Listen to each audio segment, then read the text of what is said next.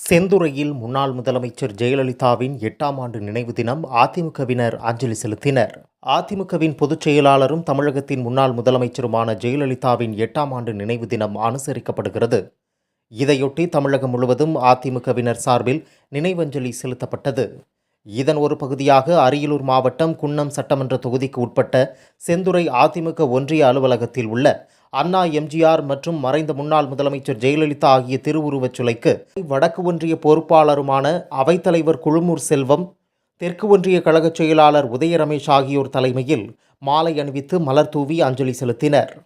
இதில் ஒன்றிய அவைத்தலைவர் நல்லமுருகன், பொருளாளர்கள் பாண்டியன் மதியழகன், பெரியாக்குறிச்சி ஊராட்சி மன்ற தலைவர் கோகிலா அழகுதுரை, தகவல் தொழில்நுட்ப அணி மாவட்ட தலைவர் முள்ளுக்குறிச்சி கார்த்திக், மாவட்ட சிறுபான்மை நலப்பிரிவு செயலாளர் SR ஜமால் முகமது, முன்னாள் ஒன்றிய குழு தலைவர் செல்வராஜ், சிறுகடம்பூர் ஊராட்சி மன்ற தலைவர் ராஜேந்திரன், அம்மாவின் முரட்டு பக்தன் தங்க குணசேகரன், இலைக்கடகம்பூர் பழனிவேல், அருண் கொளஞ்சிநாதன் உள்ளிட்ட அதிமுக நிர்வாகிகள் பலர் கலந்து கொண்டனர்.